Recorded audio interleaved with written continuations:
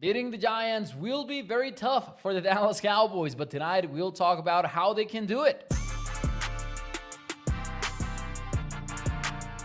What is up, everyone, and welcome into A to Z Sports Dallas Primetime. I am your host, Mauricio Rodriguez, streaming with you live every Sunday and Thursday night at 8 p.m. Central, and catching up with you Mondays, Tuesdays, and Wednesdays with quick-hitting videos. But tonight, it is preview night, because we've got the Cowboys and the Lions up next on Sunday, Week 6 showdown, and it's one that is not exactly a rivalry, but there is a special feeling about this one. I don't know what it is. I don't know if it's the fact that last time these two showed up against each other, it was a 20-19 scoreboard.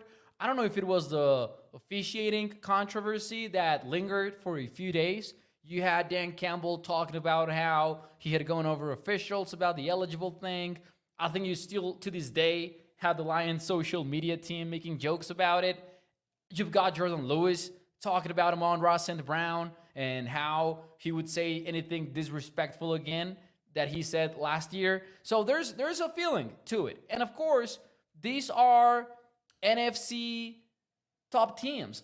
Technically, right? I know we've got question marks about the Cowboys, but they have been in the conversation over the last few years. So have the Lions, right? So there's a special feeling about this one is what I'm trying to say. And I'm excited about talking about it because long story short, and I'm going to start with a spoiler alert, I think it's a tough game to win for the Cowboys, and yet the avenues are there for them to go ahead and do so. So that's what this show is going to be about. We're going to preview the game, but we're going to do so with a keys to the game kind of look to it and what needs to go down for the Cowboys to win. And I'm excited for you. I'm excited for us to get into this conversation, and I'm excited to talk with you about it. So shout out to everyone in the chat. I just noticed Mark Aaron is no longer Mark Aaron. He is now Durag Mark Aaron, and I love it.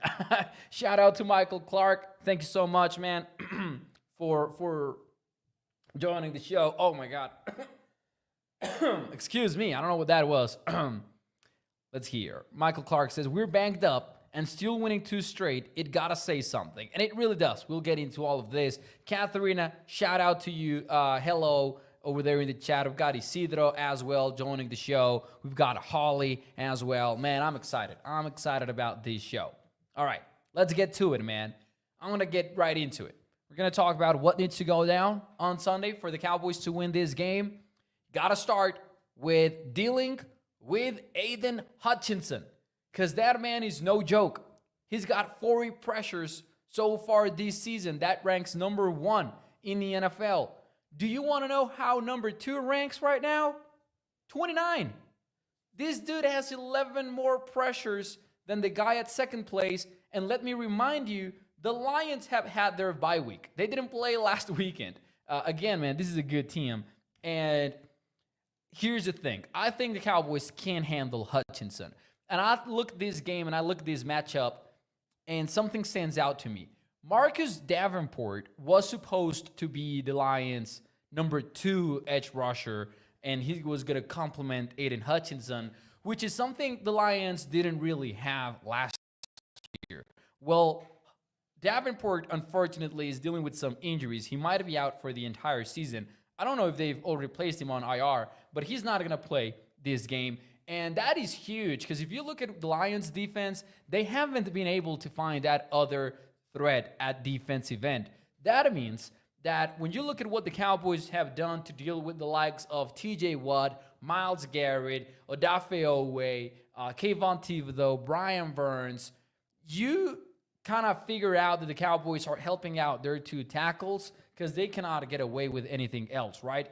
Tyler Guyton is struggling at left tackle, and that's the path that they chose when they let Tyron Smith walk in free agency and when they drafted Guyton in the first round. They're also struggling at right tackle because Terrence Steele struggles against top competition. I think it's now fair to say that he's struggling, right? I think the injury thing is obviously a factor, but I think we might be past that at that point. I think we got to talk about how good is Terrence Steele really, and how long is his tenure in Dallas going to be in the future. But maybe that's a conversation for another time. I kind of get this feeling that this is going to be one of the easier challenges for the offensive tackles in a while, even though they're facing Aiden Hutchinson. Now, that is no disrespect to Hutchinson at all. He might be the best pass rusher they faced this season based on production for the 2024 season. However, I feel like they just got to worry about him. With the Steelers, you had to worry even about Nick Herbig. Nick Herbig was cooking the Cowboys before he got injured in the Steelers game. Versus the Ravens, you had to worry about multiple defensive linemen, right? Same with the Cleveland Browns. So I want to be careful with my wording there, because I'm not trying to say that Aiden Hutchinson it's not scary. He's obviously very, very scary. But what I'm trying to say is Mike McCarthy is going to have to come up with a pass protection plan that really just focuses on helping out whichever tackle is facing Aiden Hutchinson. Because I think Taylor Guyton can handle whoever is not Aiden Hutchinson in that edge rusher room. And the same goes for Terrence Steele. Are they going to wipe them out and are they going to shut them out? Maybe not, but they are going to be able to handle those battles one-on-one, which I think is huge for the Cowboys offense because they're going to want to throw the football a lot on this game. We'll get to that in a minute, but I think that's one of my biggest takeaways from watching the Lions play so far. I think they're lacking that other pass rusher other than Aiden Hutchinson, and at least that gives you enough time to get it going if you're trying to throw the football. Now, it's still not pretty. Obviously you're not excited ever about facing Aiden Hutchinson, but I think Mike McCarthy has had some solid plans. He's done a lot of empty personnel type stuff where he will get the running back and the tight end kind of chipping with the tackles. We've seen the sprint outs. We've seen just about everything so far. And if there's something that McCarthy has done pretty well since taking over the Cowboys last year is coming up with those answers in pass pro. The problem is when you got to help out two tackles as opposed to one, that really holds you back in what you can do offensively speaking when you're trying to throw the football. If it's just Aiden Hutchinson we're worrying about, I think McCarthy will come up with a good plan. Now, granted, I expect Hutchinson to make some plays. I expect Hutchinson to walk away from this one with at least one sack. I wouldn't be surprised if it's more than one, but he's just that good, and it's okay to say it and cover it like such. Let me read some of your comments, though, before we move on. Isidro says, half the roster seems to be down, Mo. Listen, we got some additional concerns today, I think. Bland, it seems like he's going to be coming back for this one. Full participant yet again for the Cowboys. So not only is he likely to come back, I wouldn't be surprised if on Sunday he isn't on a pitch count at all. I wouldn't be surprised if it turns out that we're seeing Deron Bland play for most of the game or something like that. But Eric Kendricks got added to the injury report, which was not great. It wasn't promising at all. He was, however, listed as limited, so that might mean that he's good to go for Sunday. But if Eric Kendricks, for some reason, doesn't play, or even if he is, banged up and not 100%, it's worrying because you are already dealing with defensive end injuries. So now if your Mike Green Dot defender isn't 100%, then you start getting worried. Michael Clark says pin and pull with Spanford. Just a random thought about Spanford. Glad you brought him up, Michael. I wonder when do we get to see John Stephens Jr. Because it seems to me that he's healthy already, and the Cowboys are opting for Spanford over him. And I'm not saying that I'm against it because I haven't seen John Stephens Jr. play in a regular season game, so I cannot be like, oh man, that's silly. But it is surprising to me. Mike McCarthy was talking in August about John Stephens Jr. as a potential tight end too.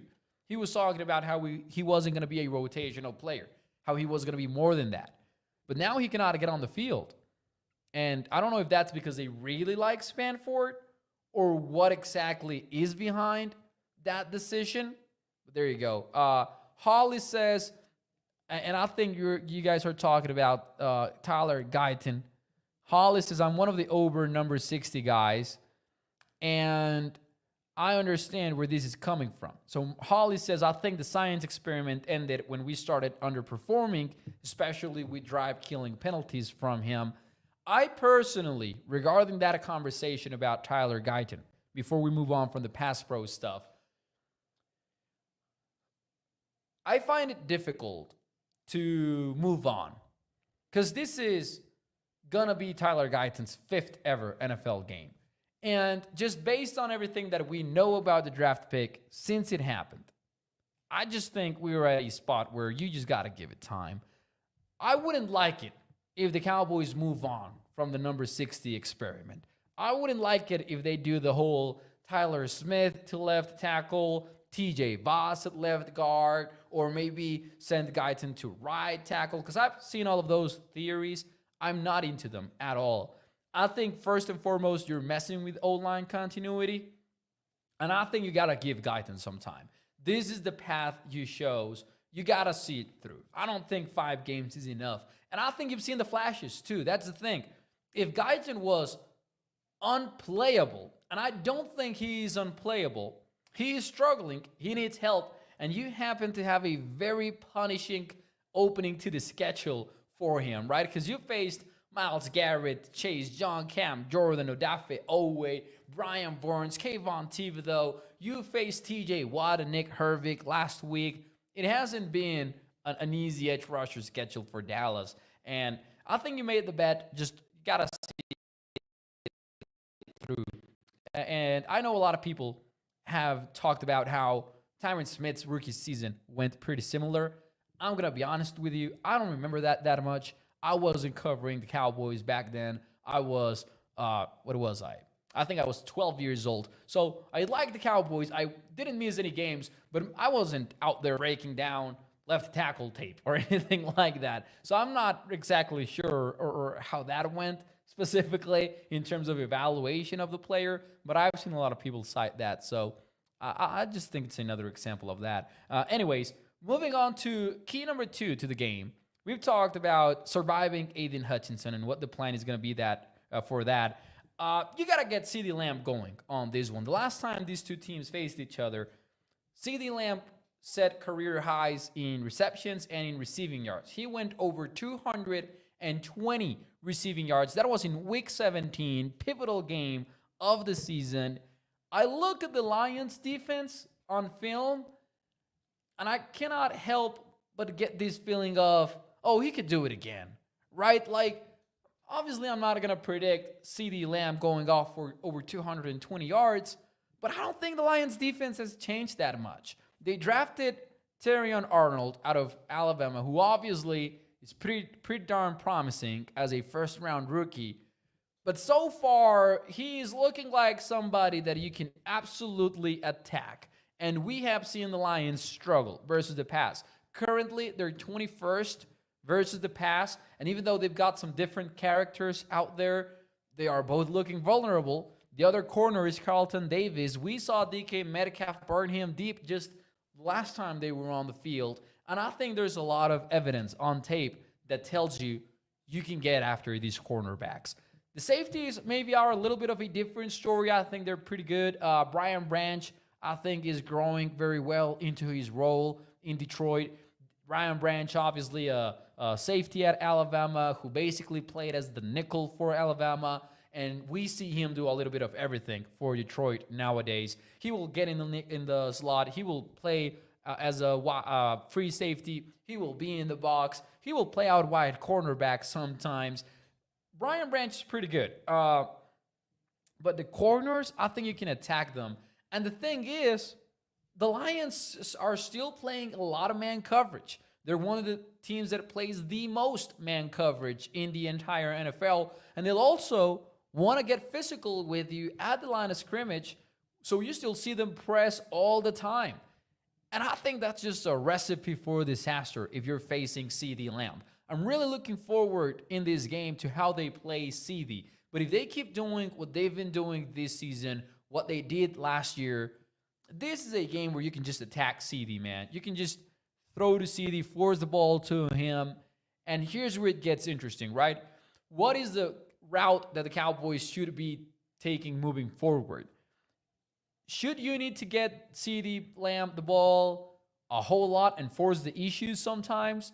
Or should you be content with taking what the defense gives you and going to Jalen Tolbert and going to Jake Ferguson, going to Kevontae Turpin, who has had some big moments so far this season, and you start wondering, should this guy be playing more?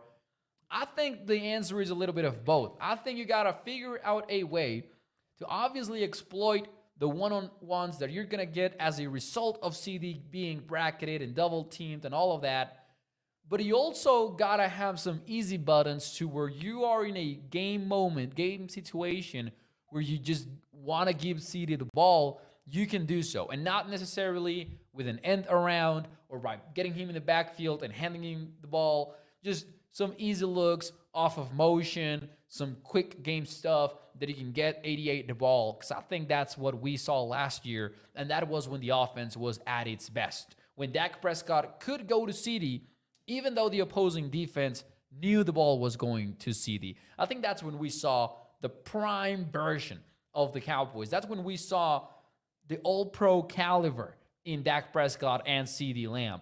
I think that's a big key on this one because I think that Lions secondary, man, it can be vulnerable, and the Cowboys should exploit that. And when you look at this game, and we're going to get into some of those details in a bit, but when you look at this game, you look at the Lions offense, man, they look unstoppable, if I'm being honest with you, based on what the Cowboys have right now. We might be having a different conversation if Lawrence was going to play, if Micah Parsons was going to play, if Marshawn Nealand was going to play. They're not playing. None of them, right? That is perhaps the best offensive line in football. Arguably, it is in that discussion, 100%. And you don't have defensive ends. Like, sure, you've got some dudes. Chauncey Goldston played pretty well versus the Steelers, and they wanted to be physical.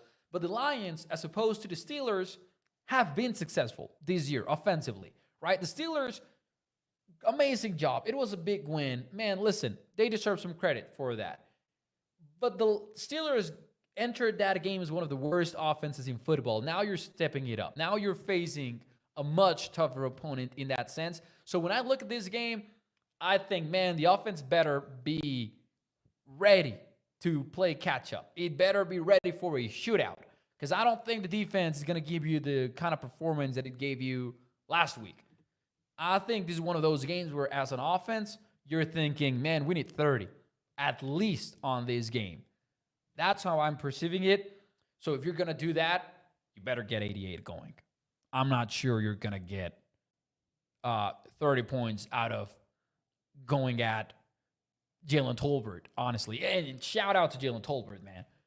Amazing catch last week. I hate to come off as knocking a guy or anything like that. But, man, there's a reason you pay CeeDee Lamb when you pay him. It's got to be a big game from him, I think. And Holly says it right here. Hopefully, this is offense versus offense. If it's an offense versus offense kind of game, you're going to be in it. The Cowboys are going to be in it.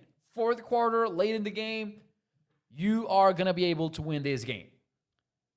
But, man, that offense better be ready. CD for 150 yards and 2 scores, Mo. Hey, I hope so. Not going to be easy because the Lions know what you're going to want to do. But I kind of feel that's what it's going to take to win this one.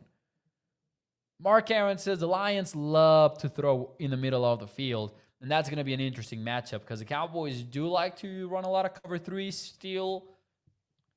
I wonder, and I think versus the Lions, you might have to play a lot of single high looks because, man, you're going to need the numbers to stop the run. You're just going to have those numbers. And by the way, that is the perfect segue into the next key to the game, which is, listen, I'm not going to say stop the run. I'm not going to say stop the run because obviously that would be huge. But obviously that is a very tough ask for this Cowboys defense. It just is. So what I'm going to say is limit the explosive rushes. All right, we're going to get specific. Let me tell you something. You look at the Lions offense, And boy, they can gash you outside, they can gash you inside. They can pick their poison. And the big reason why is they keep it fresh.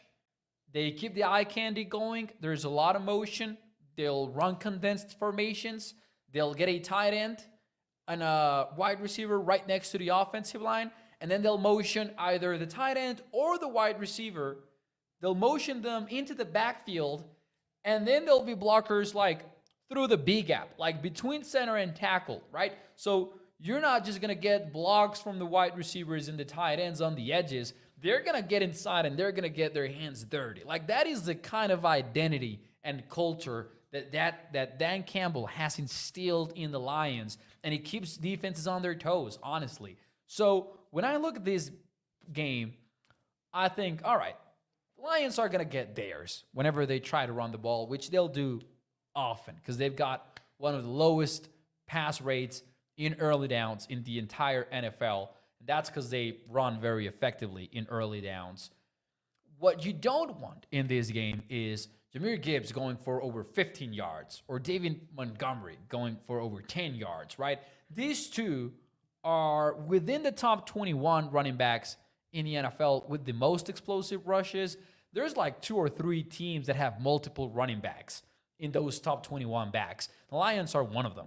Jahmyr Gibbs has 7 rushes that have gone for over 10 yards or 10 plus yards, and David Montgomery has 6. The only reason why these two dudes are not like in the top 10 of this category is because they spread the football so much between the running backs. And with this, I cannot stop thinking about tackling. The Cowboys got to get into this one, and they got to be clean in their tackling. I can live with Chauncey Golston and Tyrus Wett not being perfect, setting the edge against Taylor Decker and Penei Sewell. You know, I can live with that. Because that, again, man, is one of the best offensive lines in football, and you're playing with backups at defensive end. You're playing with backups. You're playing with a guy that wasn't even active despite him being healthy until the injuries happened, right? That was Tyrus Wett's case. KJ Henry might play this weekend, and we might see something different there. But that's what you're doing right now. I can live with that. But if those linebackers start missing tackles, and if those defensive backs start missing tackles, then you're going to be in trouble, right? Big difference, for example, versus the Steelers. They want to run the ball. They did so successfully to a degree, but they didn't get a lot of explosives. And that's because you missed 6 tackles in that game. The last 2 games, you had missed 15 versus the Giants, and you had missed 14 versus the Ravens. You get one of those games, one of those I'm missing 15 plus tackle type games on Sunday, you're not beating the Lions. You're just not. You're going to have to be able to tackle. Let the Lions be successful. Don't let them be explosive, right? I kind of interpret this game like this. You see that it says arm tackles aren't going to do it. Nah, man, they're physical. I agree. We need better safety plays, says Mark Aaron, and I would say that goes to both areas of the game, right? Versus the pass and versus the run. Michael Clark says that's a DeMarvion Overshown game. And yeah, I think Overshown is gonna be one of the players to watch for sure on this one, because he's gonna have to be physical, he's gonna have to be explosive and athletic. Man, Overshown keeps getting me excited though about his play. We saw Overshown with some pretty neat plays versus the Steelers. What I like about him is that we like to talk about how fast he is, but he is willing to just lay the boom, right? Like, he is willing to take on an offensive lineman, and he'll generate movement when he gets to that point of attack.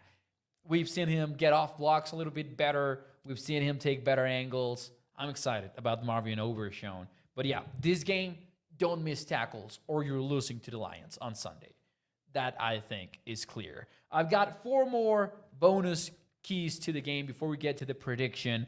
I'm going to say just find a way to manufacture better pressure. Again, this is one of the best offensive lines in the NFL. And Jared Goff, the thing about Jared Goff, and I don't know what the numbers are like this particular year, and he's obviously gotten better and better, but Jared Goff seems to still be one of those QBs that really drops off when he is under consistent pressure. The bad news is I don't know how you generate that consistent pressure unless you're blitzing like crazy, right? Unless you're blitzing 70% of the snap. But if you do that, the Lions might be able to punish you with their running game, with their quick game. Ben Johnson is a pretty good offensive coordinator. That's why he's one of the hottest names in the NFL right now in the coaching world. So that might be tough, but you got to be able to manufacture pressure on this one. You got to be able to generate something, honestly, right? It's a dangerous game, but we're going to have to see what Mike Zimmer has in store for the Lions. But that's going to be a big part of this game. There were some changes versus the Steelers. There was Nick Farivo, who covers the Steelers, recently tweeted that on 3rd and 8, there was a 3rd and 8 on the Steelers game where the Steelers, for some reason, ran the ball, right? Justin Fields had Hamklin, the running back, to his left, snaps the football, tosses it to him for him to get to the outside. On 3rd and 8, Steelers were trying to catch the Cowboys by surprise. Here's the thing. The Ravens did it, and it worked. They did it on like 3rd and 6. The Saints did it on like 3rd and 4. So the Steelers thought, hey, we're going to do the exact same thing as they did. The problem was, in those games versus the Ravens and versus the Saints, the Cowboys had shown that they were going to do the double A gap pressure thing. They were going to put the linebackers over the center. They were going to go all out. They were going to get after the QBs. And then they punished them because they weren't throwing the ball. They were running it to the outside. The Cowboys didn't show that, though, versus Pittsburgh. So they had some adjustments. I think that was good. I think that was a good sign. But this Lions team, they're going to be willing to run on 3rd and medium, 3rd and short, because they're going to be very willing to go for it on 4th down. You know Dan Campbell, how he is wired. He's going to be aggressive on this one. It's going to be 4-down territory all game long. And just by the way, a parenthesis, Lions are going to be fired up for this one. They're going to be seeking revenge. And that is a cheesy team that is going to buy into that narrative, right? They're going to buy into the fact that they want revenge. And you got to respect the Lions for how they operate. They're just into Dan Campbell's message. And, man, you got to love it, honestly. I know it's Lions week, so we shouldn't be talking positively about the opposing team. But you know how we roll on primetime. We are fair to opponents. And you got to love what the Lions do with Dan Campbell. Anyways, Seattle getting beat down by the 49ers is Catharina. Yeah, Thursday night football has been ugly.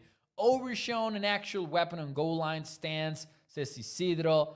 And that low-key goal line stance thing is a storyline for this one. Because the Lions did not explode until week 4 when they beat the Seahawks precisely. Because they were perfect in the red zone. I think they went 7 for 7. First few weeks, though, they were not making it count. They were getting to the red zone, and they were not punching it in. We'll see if the Cowboys have something schematically under their sleeve to be like, gotcha, and maybe they return the Lions to their early season form when they were not getting inside the end zone from the 20-yard line. So another storyline to watch there. And lastly, but not least, the most basic key to the game that you will ever hear for any other game, turnovers, right? I hate to be this basic with the analysis, but at the end of the day, I think it matters a lot based on what we saw last week. Because last week, you turned the ball over 3 times, plus you had a missed field goal. You're not winning games like that against a Lions team that is one red zone trip away from being 4-0 this season. Because the one game that they lost, they outgained the Tampa Bay Bucks by 247 yards. So the Lions, again, pretty darn good team. You're not going to beat them turning the ball over 3 times. But it's twofold. Not only that, got to look at it from the other side as well. You didn't capitalize on potential takeaway opportunities. Malik Hooker dropped a pick. DeMarvion Overshown dropped a potential pick. You had a fumble in the backfield from Justin Fields that you didn't recover. So on both sides of the ball, you want to win on Sunday? Man, those takeaways better you better be ready for them. You better avoid those turnovers. And if those takeaways opportunities come up versus the Lions, man, you better seize them because that's the path to beating the Lions. And I think the Cowboys, I like when Mike McCarthy said, hey, we're nobody's underdogs. But I wouldn't mind it if they embraced the whole underdog thing. Because you are an underdog. You're extremely banked up on defense. The Lions are very good. You're not good at stopping the run. They are amazing at running the ball. Embrace that, right? I would like that personally. So those takeaways, man, that's how you win. And I'm hoping for that to go the Cowboys' way on Sunday. Holly says, you were right, Mo. Our defense was a whole lot different last year, and it really was in several ways, right? Holly says, people forget the Lions only almost beat us last year because they gambled quite a few times. If they didn't take risks, it wouldn't even have been that close. And I agree. The problem now, I think that even though I like to compare this to last year's game, I really do like to make those comparisons. But man, the Cowboys are in such a tough spot without Parsons. That to me is what really changes things. That to me is what really makes Dallas the underdog on this game. But we've gotten to that point of the show where I ask you, who is winning and what is your scoreboard? And with this, we're going to leave. We're going to have a good Thursday night. We're going to enjoy the rest of the game. We're going to go root for the New York Yankees. All of us collectively will do that. And then we're going to see each other again on Sunday night. So who is winning? Let me know in the chat. We've got Michael hitting us with the 35-13 Cowboys. Can you imagine holding Detroit to 13 points? We're going to do tequila shots on Sunday night if that happens. 24-17 says Katharina.